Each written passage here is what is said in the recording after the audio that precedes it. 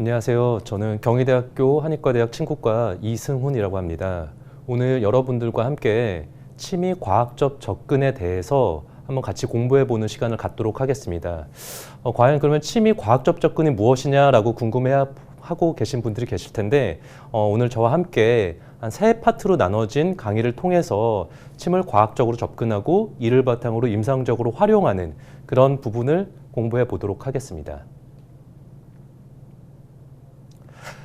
우선 제가 같이 보수교육을 할 주제는 침이 과학적 접근과 임상 활용으로 이 내용은 침치료를 보다 객관적으로 활용하고 또 그걸 바탕으로 해서 치료 효과를 높이기 위한 목적으로서 임상의를 위해서 침이 과학적 접근을 이해하고 활용하는 방법에 대해서 설명을 드리도록 하겠습니다.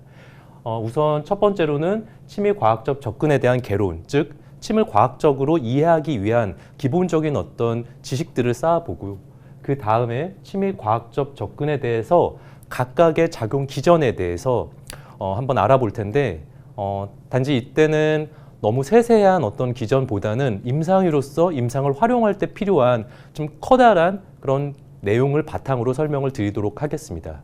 마지막으로 세 번째 강의에서는 침의 과학적 접근에 대한 작용 기전을 바탕으로 통증 질환이라든지 혹은 월경통 그리고 뭐 소화불량과 같은 다빈도 질환에 대해서 활용하는 방법을 제가 설명을 드리도록 하겠습니다. 우선 이 본 강의를 통해서 해답을 얻을 수 있는 궁금증을 제가 한번 정리를 해봤는데요. 사실 저도 침의 과학적 접근에 대해서 관심을 갖게 됐던 이유가 바로 지금 여러분들께 말씀드린 이와 같은 궁금증을 얻고 싶어서였던 것 같습니다. 우선 첫 번째로 환자들이 침 치료는 왜 효과가 있어? 라고 물어봤을 때 단순히 그냥 기가 통하고 혈액순환이 좋아진다는 말 말고 좀 더 객관적이고 좀 과학적인 대답은 없을까? 사실 이런 궁금증 많이 있을 겁니다. 환자들이 침 치료하면 왜 좋아요? 이렇게 얘기했을 때 그냥 기가 통해요 라는 한의학적 용어 말고 조금 더 객관적인 용어로는 어떻게 설명할 수 있을까라고 궁금해하셨던 분들은 이번 강의에서 어느 정도의 실마리를 얻을 수 있으실 거고요. 또 마찬가지로 침 치료하면 혈액순환이 좋아진다는 거는 많은 분들이 아마 알고 계신데 그 왜 혈액순환이 좋아질까요? 라고 물어봤을 때 이 내용 마찬가지로 좀 더 과학적으로 설명했으면은 어떠어떠한 이유로 혈액순환이 좋아집니다. 라고 설명할 수 있는 내용을 공부해 보도록 하겠습니다. 또 의사 친구들이 침 진짜 효과가 있어? 라고 말할 때 자신 있게 어떠어떤 이유 때문에 효과가 있다라는 즉 의료인으로서 공통적인 어떤 생리학적 용어를 바탕으로 설명을 하면은 좋은데 이때는 단순히 그냥 뭐 기가 통한다 아니면은 뭐 어떤 뭐 경락을 소통한다는 내용 말고 좀 더 과학적이고 좀 근거적인 내용으로는 어떻게 설명하면 좋을까? 그리고 이렇게 설명하면은 전 세계 어떤 의료인도 수긍할 수 있는 대답을 해줄 수 있을까라는 부분을 알 수가 있을 겁니다.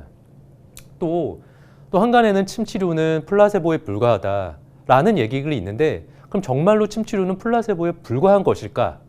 아니면은 침치료의 그 특이적인 효과가 있을 것인가? 라는 내용도 한번 공부해 보도록 하겠습니다. 또 중요한 것 중에 하나가 어떤 침법 강의에서 배우거나 혹은 강의록에서 본 대로 침치료를 했는데 그 선생님은 치료 효과를 보았다고 하는데 왜 나는 그대로 했는데도 낫지 않을까? 라는 부분도 사실은 많은 분들이 가지고 있을 겁니다. 뭐 한의대에는 굉장히 많은 어떤 복사실에 뭐 강의록들이 있는데 그대로 난 따라 했는데도 왜 나는 효과가 없을까라고 궁금해하고 계시는 분들이 계실 텐데 바로 이번 강의에서 이런 정도의 어떤 해답을 좀 얻으실 수가 있을 거고요. 또 굉장히 궁금해한 것 중에 하나가 언제 환측 혹은 건측에 침치료를 해야지 좋을까? 사실 이 부분도 많은 분들이 조금 객관적인 해답을 답지 못하시는 분들이 있습니다. 물론 무자법이라든지 이렇게 혹시 동시치법에 뭐 어떤 멀리 치료하는 그런 침치료를 많이 사용하시는데 언제 그럼 과연 건측해야 되고 환측해야 되는지도 과학적인 용어로 한번 설명을 드려보도록 하겠습니다. 그리고 내가 아무 생각 없이 그냥 아픈데 이제 침치료하는 그 아시열이 사실은 임상에서 효과가 좋거든요. 반드시 원위치열만 해서 효과를 나는 것이 아닌데 이 아시열이 진짜로 효과가 있을까? 이 부분도 과학적으로 한번 설명을 드리도록 하겠습니다. 또 배수혈과 복모혈은 우리 사실 임상에서 진단적인 가치와 치료적인 가치를 동시에 가지고 있다고 하는데 그럼 왜 배수혈, 복모혈이 중요할까? 이런 부분도 한번 같이 보도록 하겠습니다. 또 전침을 우리가 이제 환자들에게 이제 걸어주게 되는데 이때 언제는 저빈도를 걸어야 되고 언제는 고빈도로 걸어야 되고 언제 프로그램으로 되어 있는 모드를 사용해야 되고 사실은 많은 분들이 잘 모르시는 경우가 있는데 이 전침엔 대체로 몇 헤르츠를 걸어야지 효과가 있을지를 제가 한번 과학적으로 설명을 드리도록 하겠습니다. 그래서 결국은 이런 내용을 바탕으로서 이런 침의 과학적 접근을 우리가 알려고 하는 목적은 바로 궁극적으로 어떻게 하면 침을 잘 놓을 수 있을까라는 이런 의문점을 해결하기 위한 하나의 어떤 방법이라고 보시면 됩니다.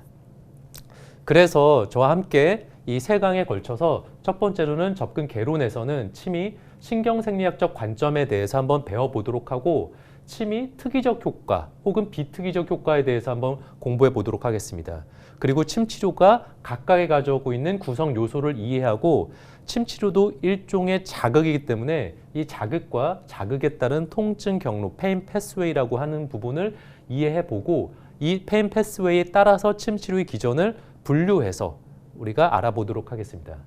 이런 내용을 바탕으로 해서 침이 기전을 국수 효과, 분절 효과, 전신 효과 세 가지로 구분해서 설명을 드릴 거고요.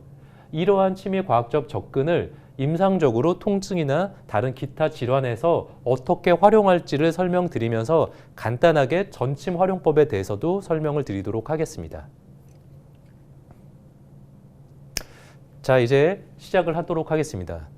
혹시 이런 메디컬 아큐펑처라는 이야기를 들어보신 분이 계신가요? 혹은 웨스턴 메디컬 아큐펑처라는 이런 용어가 최근에 아마 많이 활용이 되고 있는데 그럼 과연 메디컬 아큐펑처, 웨스턴 메디컬 아큐펑처라는 용어가 어디서 나왔을까? 궁금하면은 이런 내용은 제가 논문을 하나 가져왔는데요. 이 논문의 제목이 웨스턴 메디컬 아큐펑처 데피니션이라 그래서 2009년도에 침이 유명한 그런 해외 SCI 저널인 아큐펑처 인 메디슨에서 이 아드리안 화이트라는 영국 의사가 메디컬 아큐펑처에 대해서 정의를 내린 글입니다.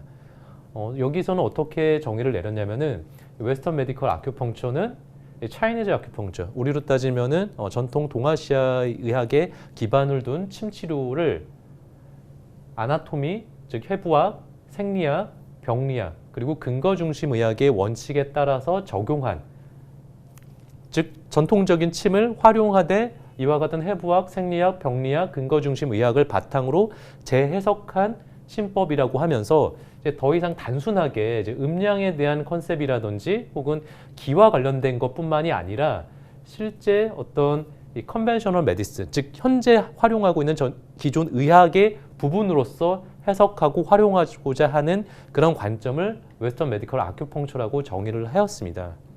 그래서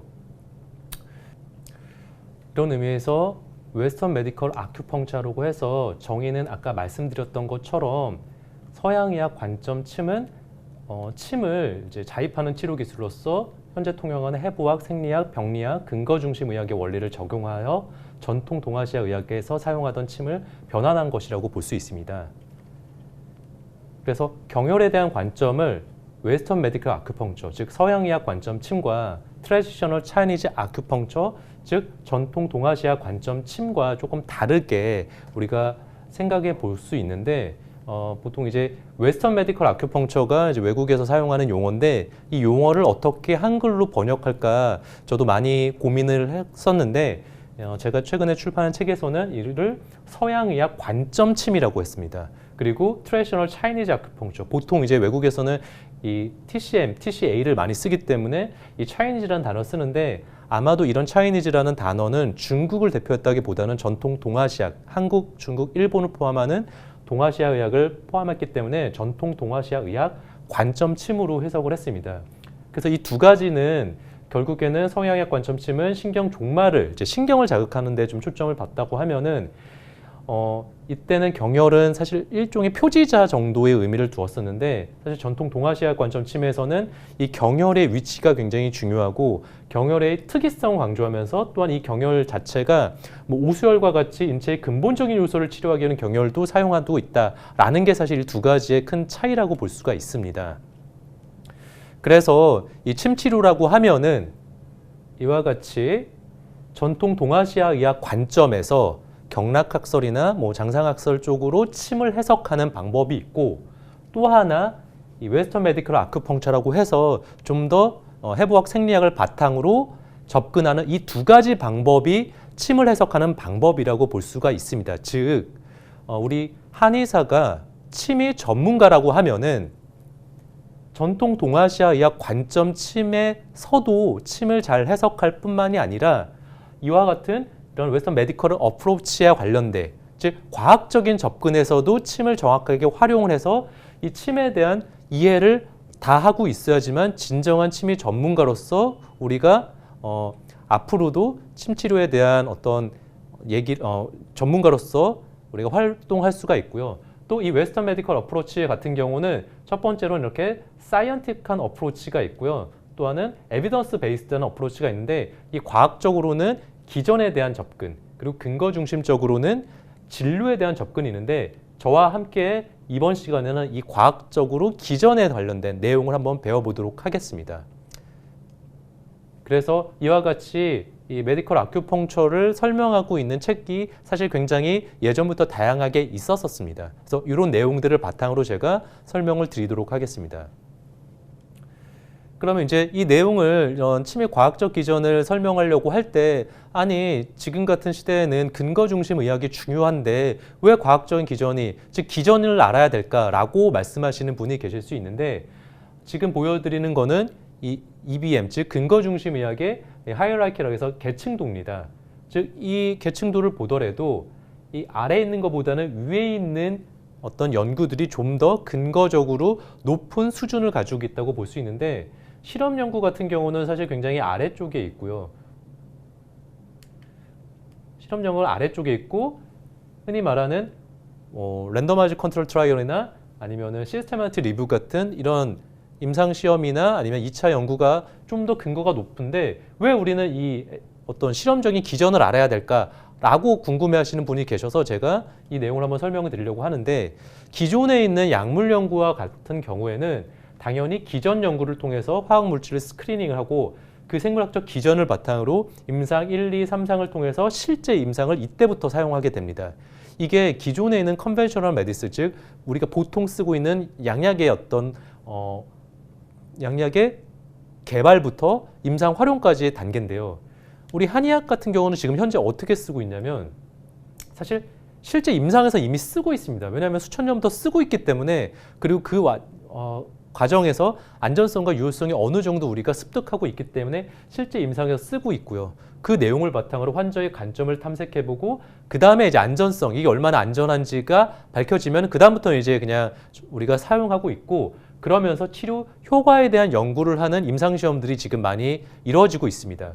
그런데 그 효과에 대한 연구뿐만 아니라 효능, 즉 effectiveness라고 하는 효과뿐만이 아니라 정말 특이적인 efficacy에 해당하는 효능, 구성요소의 효능 실험을 점점점 좁혀 들어가고 이 효능 실험이 밝혀진 이후에야 우리는 이제 그 생물학적 기전을 하는 연구를 하고 있습니다. 즉 실질적으로 한의학에서는 이 단계에 있는 연구들이 많이 있지만 실제 기전에 관련된 연구가 사실은 굉장히 아직까지 적은 것이 사실이고요. 왜냐하면은 우리는 이 기전을 알고 사실은 이 임상에서 쓰고 있는 게 아니라 이미 사용하고 얼마나 안전하고 진짜 효과일지를 알면은 사용하고 있었기 때문에 기전에 대한 내용이 사실 아직 저희가 좀 부족한 부분이 있었는데 이 기전을 알게 되면 어떤 장점이 있냐면은 바로 이 기전을 통해서 새로운 어떤 한의학적인 무언가를 만들 수 있는 이 새로운 거를 만들 수 있는 기틀을 마련할 수 있기 때문에 그렇기 때문에 기전에 대해서 우리가 알 필요가 있습니다.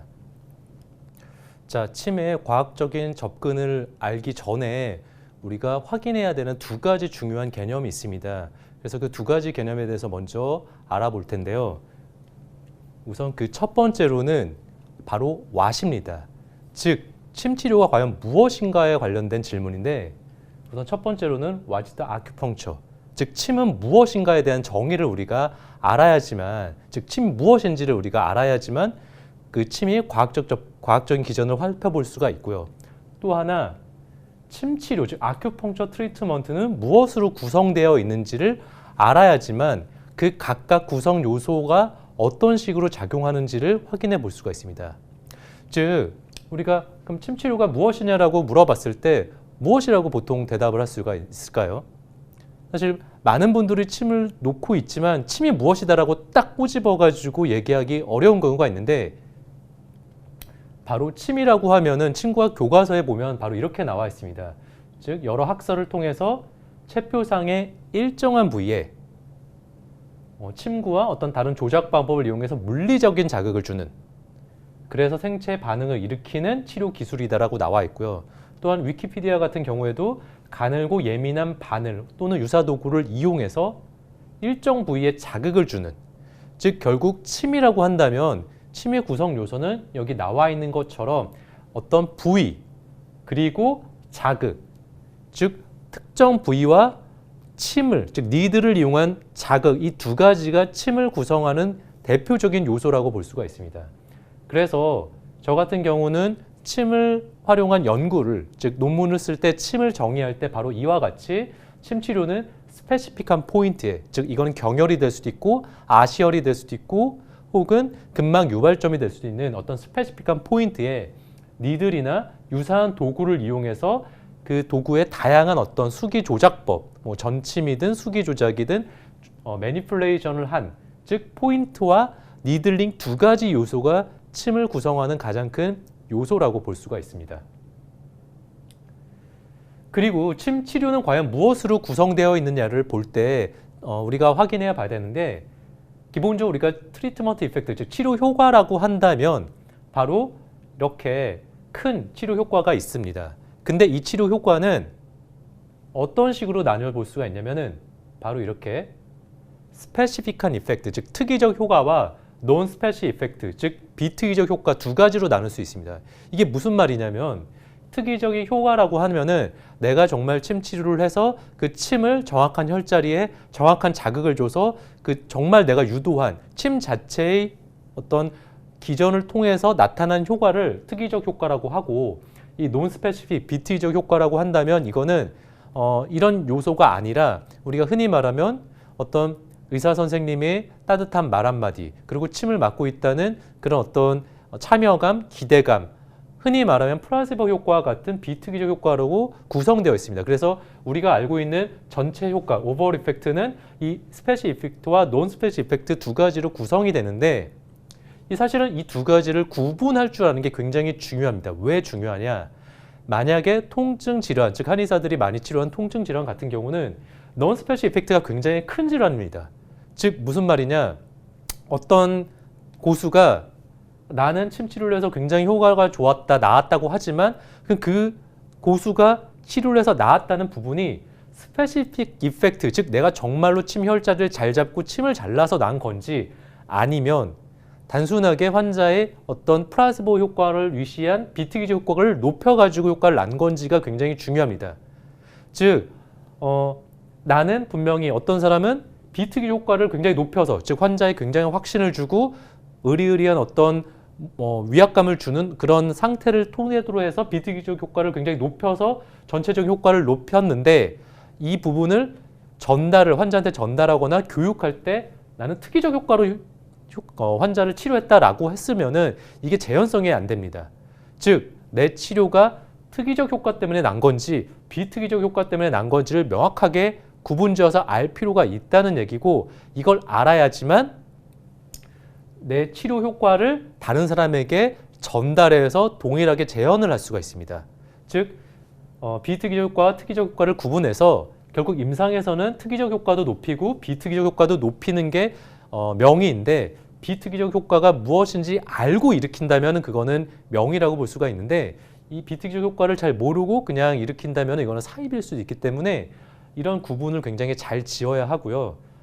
어떤 연구에서는 그런 비특이적 효과와 특이적 효과를 굉장히 다양하게 세분화해서 나눌 수가 있습니다. 즉 단순히 침 치료의 혈자리나 자극에 따라서 스페시픽 효과가 있고, 그리고 어떤 환자의 뭐 기대라든지 뭐 이 침 치료를 참여하고 있다라고 하는 그런 내용들, 혹은 환자를 치료하기 위해서 단순히 접촉하고 맥을 잡는 그런 상황도 비특이적 효과를 높일 수 있기 때문에 과연 나의 어떤 요소들이 침 치료에 작용하는지를 구분져서 생각해 볼 필요가 있습니다. 그래서 침 치료의 스페셜 이펙트, 즉 특이적 효과는 아까 말씀드렸던 것처럼 이와 같이 침 자체, 즉 도구의 어떤 자체인 니들링한 컴포넌트와 즉 어떤 혈자리에 썼는지 한 포인트한 컴포넌트 두 가지로 나눌 수 있습니다. 그래서 뭐 침치료 형태에 따라서, 즉 두께나 뭐 모양에 따라서 뭐 도침이 될 수도 있고요.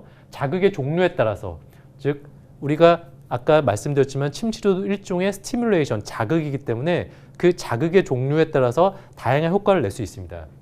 즉 메카니컬한, 침치료와 같이 메카니컬한, 즉 물리적 자극을 주는 치료 효과도 있을 수도 있고, 그 침에다가 전침을 같이 달아서 일렉트릭한 자극을 더 줄 수도 있고, 흔히 말하면 케미컬한 화학적 요소는 약침이 여기에 해당할 수도 있고요. 또 서멀한 어떤 스티뮬레이션은 침치료뿐만 아니라 뭐 온침이라든지 화침 혹은 뜸치료는 이 서멀한 스티뮬레이션을 주기 때문에 각각의 자극이 어떤 식으로 우리 몸에서 작용하는지를 보게 되면은 그 내용을 구분해서 이해하는 게 과학적 기전을 이해하는 시발점이 되고요. 또 포인트 같은 경우도 아까 말씀드렸던 스페셜 포인트는 아시혈, 뭐 전통적인 경혈, 뭐 근막 유발점뿐만 아니라 이 위치도 굉장히 중요합니다. 즉 사지냐, 등이냐, 복부냐, 얼굴이냐에 따라 가지고 각각의 위치에 따라서 자극할 수 있는 신경이나 조직이 다르기 때문에 이 위치도 굉장히 중요하고, 슈퍼피셜하냐, 딥하냐 하는, 즉 천자냐, 심자냐 하는 개념도 자극할 수 있는 그런 요소들이 달라지기 때문에 이 각각을 구분해서 이해하는 것이 중요합니다. 또 마찬가지로 non-special effect라고 해서 맥락 요소라고 우리가 보통 표현을 하는데, 아까 non-special effect는 뭐라고 했죠? 비특이적 효과라고 했죠. 이 비특이적 효과는 우선 환경적인 요인이 있을 수 있습니다. 즉 물리적인 환경이라 그래서 어떤 한의원에 왔는데 이 환경이 너무나도 뭐 잘 갖춰져 있고 왠지 뭐 굉장히 전문적으로 보이는 그런 한의원에 가면 환자들이 일단 non-special effect가 높아집니다. 또 어떤 적절한 시간에 환자를 치료하는 것도 굉장히 중요하고요. 또 하나 시술자에 관련된 이런 non-special effect도 있는데, 이 신체 외모, 즉 환자가 의사를 봤을 때의 그 외모 또한 굉장히 중요하게 플라세보 효과를 높일 수 있는 요인이라고 볼 수도 있고, 언어적 의사소통, 즉 버벌 커뮤니케이션을 해서 그렇기 때문에 우리가 환자에게 따뜻한 말을 한마디 더 해주는 것도 굉장히 이런 non-special effect를 높일 수 있는 방법이고, 또 비언어적 소통이라고 해서 얼굴의 표정이라든지 의사의 자세 혹은 매너라든지 혹은 터치, 즉 맥을 잡는 과정, 즉 아니면 복진하는 이 과정 자체도 환자에게는 신뢰를 높이거나 아니면은 이런 non-special effect를 더 높일 수 있는 그런 요소가 될 수 있고, 마찬가지로 공감과 동정 또한 이런 non-special effect를 높일 수 있는 시술자 요소입니다. 또 환자 요소에 따라서 환자의 의식이나 무의식에 따라 가지고 환자가 가지고 있는 기대 혹은 컨디셔닝이라고 해서 환자가 어떤 조건에 반응하는 것, 이런 부분들이, 즉 환자에 따라서도 어떤 환자는 이런 침치료에 대한 기대가 굉장히 높은 환자는 실질적으로도 이런 non-special effect가 높을 가능성이 크기 때문에 더 잘 치료될 가능성, 즉 토탈 에펙트가 커질 가능성이 크고요. 마찬가지로 환자가 이완이 되는 경우가 불안이나 한 경우보다는 훨씬 더 이런 non-special effect가 높을 수 있기 때문에 이런 각각의 요소들이 나의 침치료의 전체 효과를 구성한다는 것을 이해하고, 명이라고 한다면 스페셜 이펙트뿐만 아니라 이 non 스페셜 이펙트도 이해하고 높여주는 방법을 임상에서 활용하는 것이 중요합니다. 자, 그래서 정리해 보면은 침치료 하면은 아까 말씀드렸던 것처럼 전통 동아시아약 접근 방법이 있고, 이 침치료를 해석하는 방법은 메디컬한 어떤 어프로치가 있습니다. 그래서 이 침치료는 아까 말씀드린 니들링한 컴포넌트와 포인트한 컴포넌트를 위시한 스페시픽 이펙트가 있고, 또 하나 컨텍츄럴 팩터라고 해서 아까 맥락 요인 혹은 비특이적 효과라고 하는 이 스페셜 이펙트와 non 스페셜 이펙트가 합쳐져서 침치료 효과가 납니다. 그래서 이런 전체적인 침치료의 효과를 임상에서 활용하는 임상시험을 통해서 밝혀지는 걸 바로 우리가 evidence based 어떤 to approach to practice라고, 즉 임상에서 근거 중심적으로 사용하는 건데, 이 기전에 관련된 거는 바로 이런 이 니들링 컴포넌트가 어떻게 영향을 미치는지, 포인트한 컴포넌트가 어떻게 영향을 미치는지, 혹은 컨텍스추얼 팩터가 뇌를 통해서 어떻게 영향을 미치는지 각각 구성 요소를 살펴보는 게 바로 이 메커니즘에 대한 과학적인 접근이라고 볼 수 있고, 저희는 오늘 이 부분에서 설명을 드리도록 하겠습니다. 또 침 치료와 관련돼서 두 번째 중요한 내용 중에 하나가 how입니다. 즉 침의 자극이라고 했으면 그 자극이 바로 무엇을 자극하는지를 알아야 된다. 즉 침은 우리는 경혈을 자극한다고 알고 있지만, 하지만 이런 과학적인 생리학적인 접근 방법에서는 침이 과연 무엇을, 피부를 뚫고 들어갔을 때 무엇을 자극하느냐가 굉장히 중요하고요. 또 마찬가지로 이 자극은 그럼 과연 어떻게 전달이 되느냐 라는 것도 중요합니다. 물론 우리는 이 자극은 경락을 통해서 전달이 된다고 알고 있었지만, 과학적인 접근 방법에서는 신경생리학적으로는 어떻게 이 침 자극이 뇌까지 전달이 되는지, 혹은 뇌까지 전달되지 않고 어떻게 효과를 내는지 그 자극의 경로를 우리는 알아봐야지 침 치료를 과학적으로 이해할 수가 있습니다. 그래서 그럼 과연 침 치료는 무엇을 자극하냐라고 봤을 때, 사실 변하지 않는 사실 중에 하나는 침 치료는 피부를 통해서 자극을 주기 때문에 이런 피부 안쪽에 있는 구조물을 자극한다는 사실은 변하지 않은 사실입니다.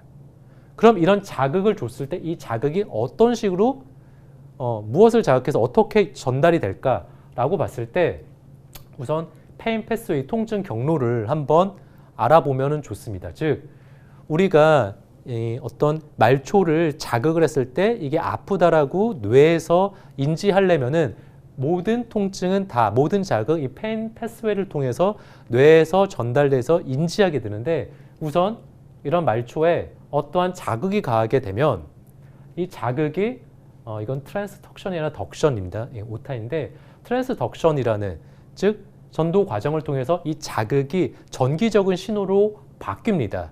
이 바뀐 신호가 트랜스미션이라는 과정을 통해서 말초 신경에서 척수각을 통해서 교차해서 살라무스를 통해서 뇌까지 올라가게 돼서 느끼게 되는데, 단순히 이 트랜스미션 과정을 통해서 전달되는 게 아니라 우리 자극은 모듈레이션이라는 과정을 통해서 뇌에 있는 어떤 특정 부위에서 이 디센딩 패스웨이에서 하행성 경로를 통해서 이 신호가 조절이 됩니다. 즉 강하게만 가는 게 아니라 어느 정도 이 강도를 조절할 수 있는 신호가 같이 오게 되고요. 이를 바탕으로 뇌에서 퍼셉션이라고 해서 이런 모듈레이션 과정을 거친 상태를 뇌에서 가상으로 인지하게 되는 이 네 가지 과정을 거치게 됩니다.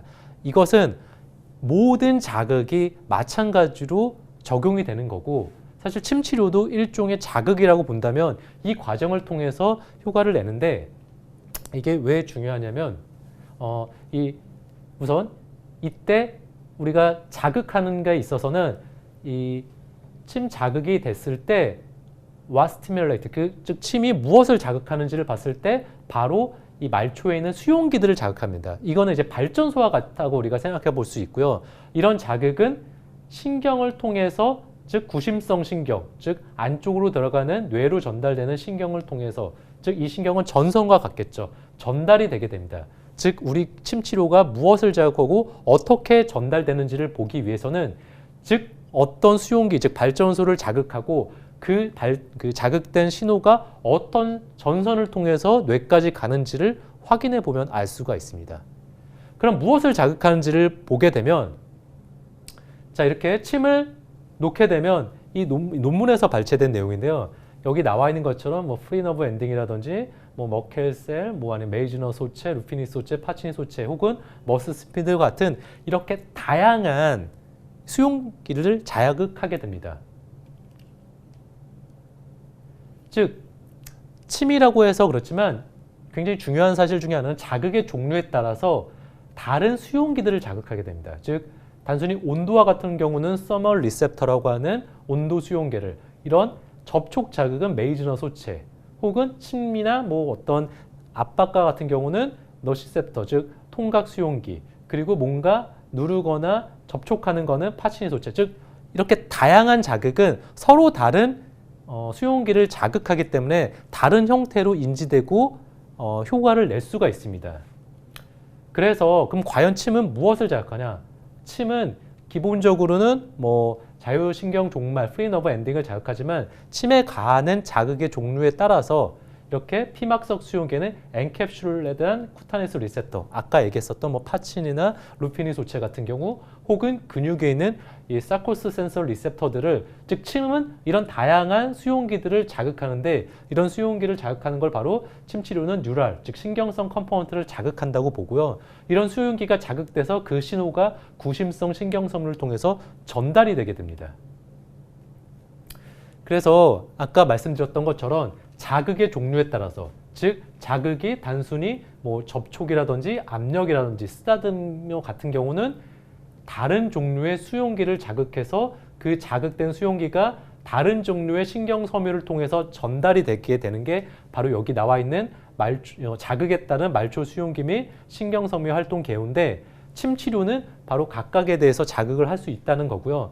또 여기서 조금 이따 나오겠지만 뜸 치료 같은 경우도 우리가 온도와 같은 경우도 한 45도 이하의 온각 같은 경우, 즉 우리가 흔히 말하는 간접구가 되겠죠. 간접구가 자극하는 수용기와 뭐 직접구라고 해서 한 7, 80도가 넘은 그런 온도가 자극하는 다른 수용기가 다릅니다. 즉 같은 뜸이라고 우리가 알고 있지만 온도의 정도에 따라 가지고 자극하는 수용기가 다르기 때문에 실제 효과도 다르게 나타나는데, 이 부분도 조금 이따 배워보도록 하겠습니다. 그래서 자극의 종류에 따라서 다른 수용기가 자극을 받고, 이에 따라 다른 종류의 신경섬유를 통해서 전달되며, 이 신경은 척수각에서부터 다른 신경 전달 경로를 통해서 뇌까지 전달된다는 게 사실 굉장히 중요한 내용이었고요. 그래서 침 치료는 바로 여기 나와 있는 것처럼 기본적으로 A 델타나 C 파이버를 자극할 수도 있고, 또 특정 침에 어떤 뭐 자극을 가하게 되면은, 즉 A 베타 파이버나 C 텍타일 파이버도 각각을 자극할 수가 있습니다. 예, 그러면 침 치료가 자극할 수 있는 신경섬유를 보게 되면은 우리가 A 베타, A 델타, C 파이버와 같은 감각 신경섬유의 경우에는 사실은 이 두께에 따라서 굉장히 전도 속도가 다르다는 걸 우리가 알 수 있습니다. 이걸 이제 미엘린 수초가 쌓여 있다라고 얘기를 하는데, 여기 나와 있는 것처럼 A 베타, A 델타, C 파이버에 따라 가지고 이 속도가 다르게 되는데, 침 치료는 침 치료에 가해지는 자극에 따라서 A 베타 신경섬유를 조금 더 특이적으로 자극할 수도 있고, A 델타 파이버를 자극할 수도 있습니다. 그래서 이런 내용들을 조금 이따 배워보게 될 거고요. 예, 아까 말씀드렸던 자극의 종류에 따라서 다른 수용기가 자극된다는 내용입니다.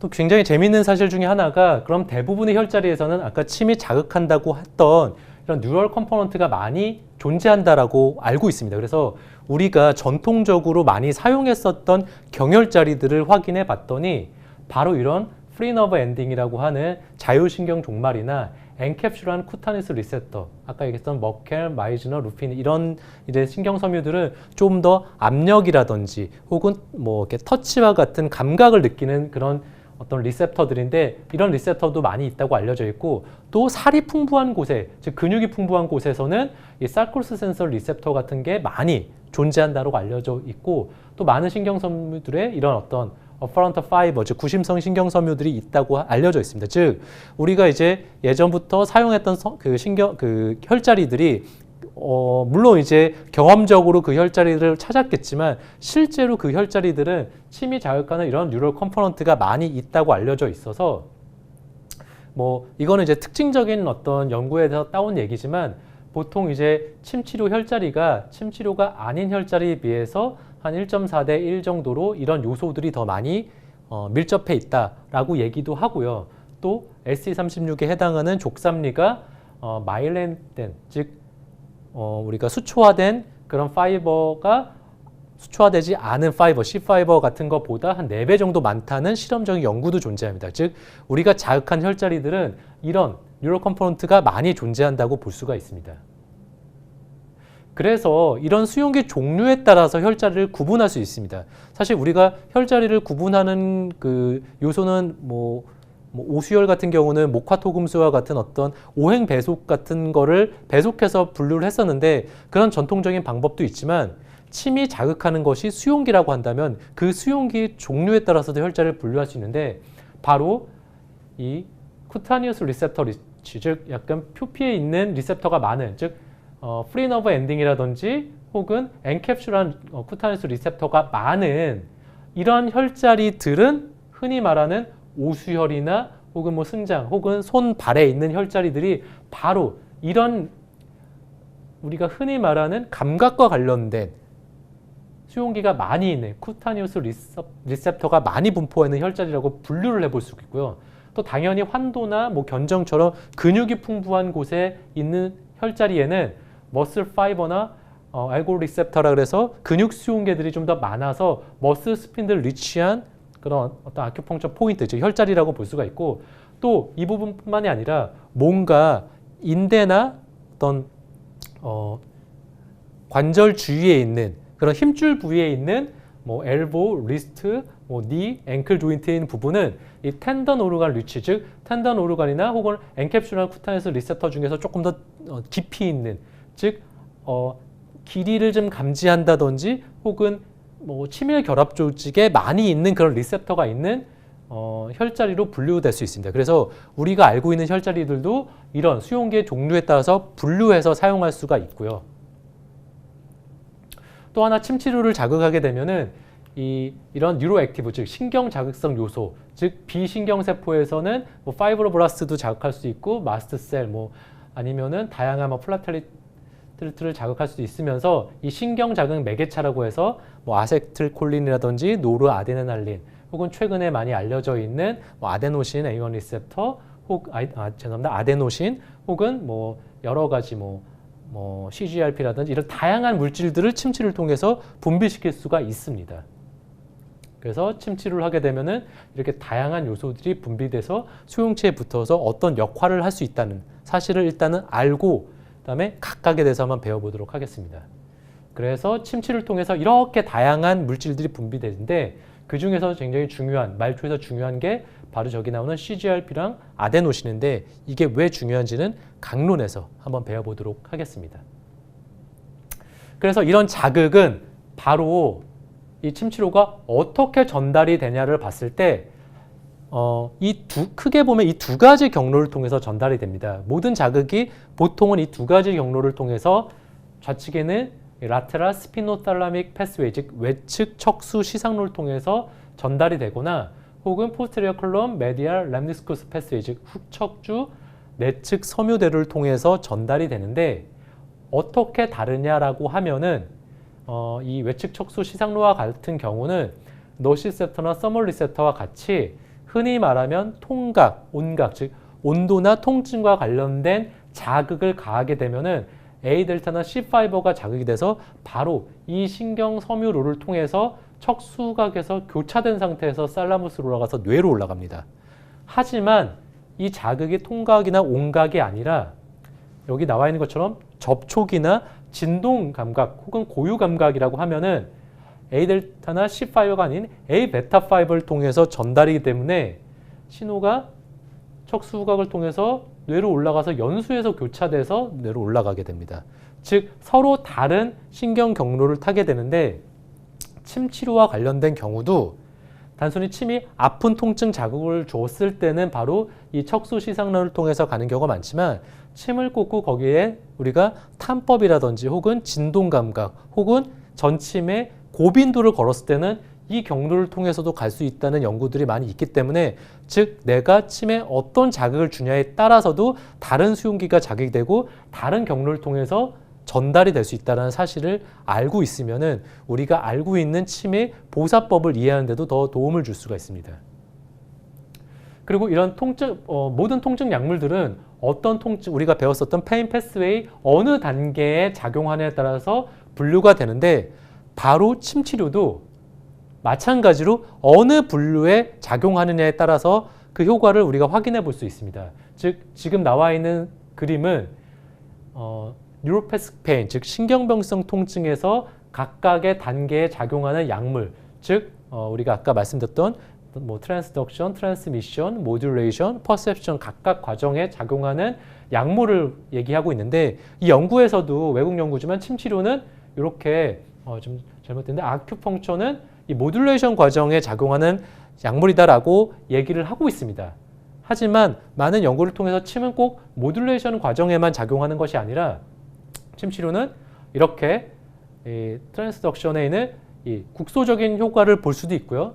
또 이 세그멘탈 이펙트로 해서 이 트랜스미션과 관련된 과정에서 역할을 할 수 있고, 또 하나 모듈레이션이나 퍼세션 과정에도 역할을 미칠 수 있기 때문에 이런 각각의 과정, 이 단계의 침 치료가 과연 어떻게 작용하는지를 알면은 침 치료를 구분지어서 볼 수가 있고요. 그런 의미에서 침 치료를 국소 자극, 분절 자극, 전신 자극 이렇게 세 가지로 구분할 수 있습니다. 즉 침을 이 페인 패스웨이에서 트랜스덕션과 관련된 어떤 말초의 신경에 자극하는 방법을 확인하는 게 국소의 로컬 팩트라고 볼 수가 있고, 분절적으로 즉 뇌로 전달되는 신경 전도 과정에서의 침의 효과를 세그멘트 에펙트 즉 분절 효과라고 볼 수가 있고, 또 이런 자극이 뇌에서 어떻게 조절되는지를 보는 그런 제너럴 에펙트를 전신 효과 즉 전신 자극이라고 볼 수 있습니다. 이 내용은 이제 이런 어떤 침 치료 효과가 각각의 단계에 작용하기 때문에, 그러면 침 치료는 결국은 너브 파이버를 자극한다고 했는데, 이 너브 파이버를 자극하게 되면은 어떤 현상이 생기냐면은 그 자극이 결국은 척수 후각으로 가서 뇌까지 가기 때문에 침의 말초 자극은 척수 후각에서 액션 포텐셜, 뭔가의 활성도를 띠게 됩니다. 그런데 만약에 침 치료를 하는 부위를 침 치료를 합곡에다 했을 때 이 부위를 마취약으로 마취를 시켰다면서 침 치료를 하게 되면은 이 자극이 전달이 안 되기 때문에 척수각에서 이러한 액션 포텐셜이 나타나지가 않는다는 사실을 확인할 수가 있었습니다. 즉, 침 치료를 자극을 가해서 이 자극이 척수각이나 뇌까지 효과를 보이기 위해서는 조직이 정확하게 살아있고 수용기를 적절하게 자극을 해야 되는데, 이런 자극을 정확하게 하지 못했을 때는 신경을 통해서 올라가는 효과를 제대로 볼 수가 없습니다. 그래서 우리가 척수각이나 뇌에서 어떤 영향을 미쳐서 침치료 효과를 보기 위해서는 침치료를 하는 부위가 손상되지 않고 정확하게 자극이 가야 됩니다. 그런데 만약에 손상된 부위에다 자극을 줬을 때는 그 효과가 잘 가지 않겠죠. 그래서 이런 경우에는 우리가 건측, 즉 적절하게 신경이 사라져 있는 곳에다 자극을 줬을 때 더 효과가 좋기 때문에 이때 바로 건측의 침치료 효과를 낼 수 있다고 볼 수가 있고요. 그렇기 때문에 그냥 단순히 이 부위에 뭐 삐끗한다든지 혹은 이 부위의 손상, 그 국소 부위가 뭐 화상을 입어서 침치료를 하는 경우는 그 환측에다 치료를 할 수가 있겠지만, 뭔가 이 부위가 신경을 제대로 전달하지 못하는 상황이라고 한다면은 아무리 이 부위에 자극을 주더라도 그 자극이 척수각이나 뇌까지 갈 수가 없기 때문에 그 상위에서 효과를 낼 수 없기 때문에, 그런 경우에는 건측이나 좀 더 신경이 활성화된 부위에다 자극을 줄 때 바로 효과가 났기 때문에 그때 바로 건측의 침치료를 사용한다고 볼 수가 있습니다. 자, 그래서 이렇게 마취약을 국소에다가 자극했을 때는 효과가 없었는데 아닐 땐 효과가 있다라고 하는 그런 연구고요. 그렇기 때문에 침치료의 기전은 바로 이렇게 국소 효과, 분절 효과, 전신 효과를 통해서 우리가 구분져서 생각해 볼 수가 있습니다.